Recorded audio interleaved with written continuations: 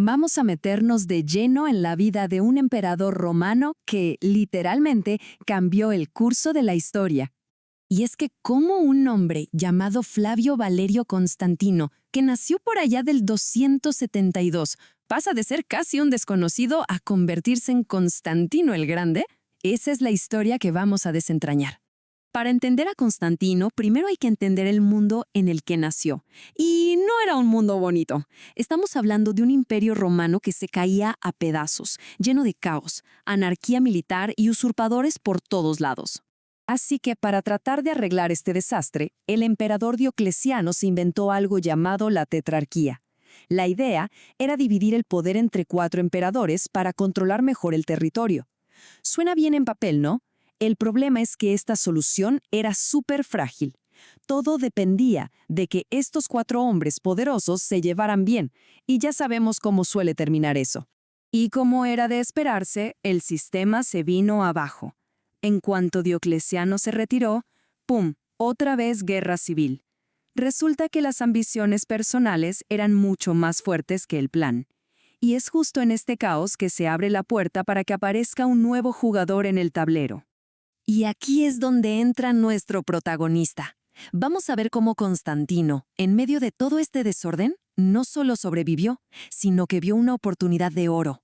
Su carrera fue, la verdad, meteórica. Empezó en la corte de Diocleciano, aprendiendo de los mejores. Pero cuando su padre muere, sus propias tropas lo nombran emperador. Así, de repente, en lo que hoy es York, en Gran Bretaña. A partir de ahí fue imparable. Invade Italia, se enfrenta a su rival Magencio y en la famosa batalla del puente Milvio se hace con el control de todo el imperio de Occidente. Un ascenso increíblemente rápido y sobre todo muy calculado. Y miren esta inscripción en su arco triunfal en Roma. Dice que venció gracias a la inspiración de la divinidad. Ojo con esa palabra, divinidad.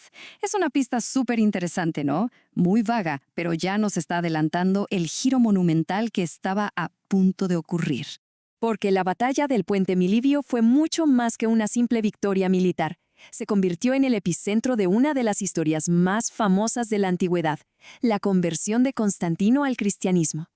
Y aquí es donde la historia se pone fascinante. ¿Qué pasó realmente?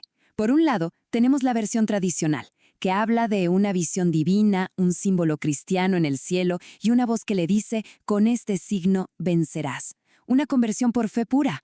Pero por otro lado, muchos historiadores modernos se preguntan, ¿o fue más bien una jugada política maestra? Una forma de ganarse a la creciente población cristiana y unificar el imperio bajo una nueva ideología.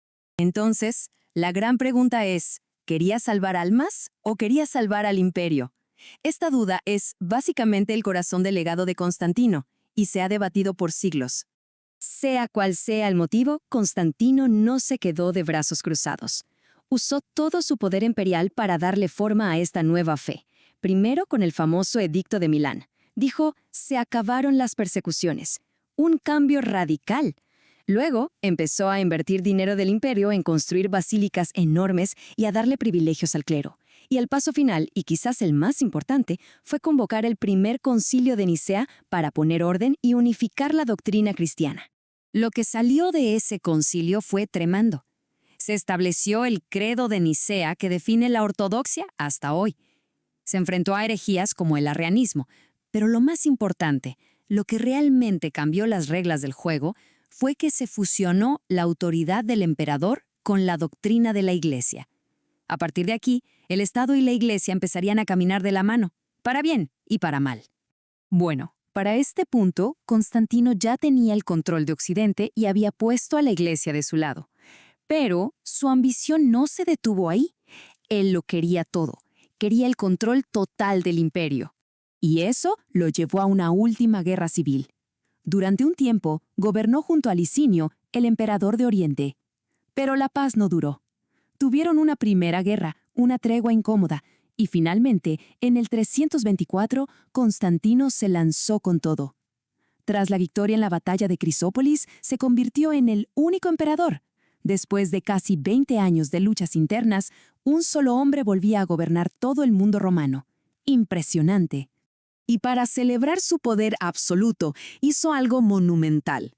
En el año 330 fundó una nueva capital, Constantinopla, una nueva Roma, pero esta vez concebida desde el principio como un centro de poder cristiano.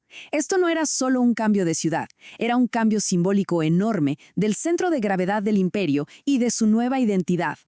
Pero todo este poder absoluto tuvo un costo, y fue un costo muy personal y oscuro, porque detrás de la fachada del gran emperador cristiano se escondía una tragedia familiar terrible. En el año 326, Constantino ordenó ejecutar a su propio hijo mayor y heredero, Crispo, y poco después a su esposa, Fausta. Las razones exactas, nadie las sabe con certeza, es uno de los grandes misterios de su vida. Pero este hecho nos muestra el lado más implacable, más oscuro, de un hombre que ya no tenía a nadie que le pusiera límites. Entonces, al final del día, ¿qué nos queda de Constantino? ¿Cómo resumimos a una figura tan compleja y llena de contradicciones? Pensemos en este número, 31. 31 años. Ese fue el tiempo que reinó. En una época de caos y guerras civiles constantes, él trajo estabilidad. Y no fue una estabilidad pasajera. Su reinado no solo terminó una crisis, sino que puso los cimientos para los siguientes 1000 años de historia. El mundo que dejó era totalmente diferente al que encontró. Reunificó un imperio que estaba roto. Fundó Constantinopla, que se convertiría en la capital del imperio bizantino. Elevó al cristianismo de ser un culto perseguido a ser una religión mundial. Y sobre todo, creó este modelo del emperador cristiano, esa mezcla de trono y altar que definiría Europa durante siglos. Su impacto fue, sin exagerar, monumental. Y aquí viene un dato final que es, bueno, bastante irónico. A pesar de todo su apoyo al cristianismo, Constantino esperó hasta su lecho de muerte para bautizarse. ¿Y saben quién lo bautizó? Un obispo llamado Eusebio de Nicomedia, que era uno de los líderes de la facción arriana. Sí, la misma que el concilio de Nicea, convocado por el propio Constantino, había condenado. Un giro final bastante inesperado, ¿verdad? Y esto nos lleva a la pregunta final, la que resuena hasta hoy.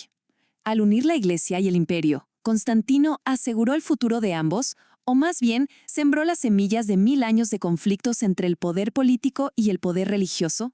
Esa, creo, es la gran pregunta que su enorme legado nos deja para pensar.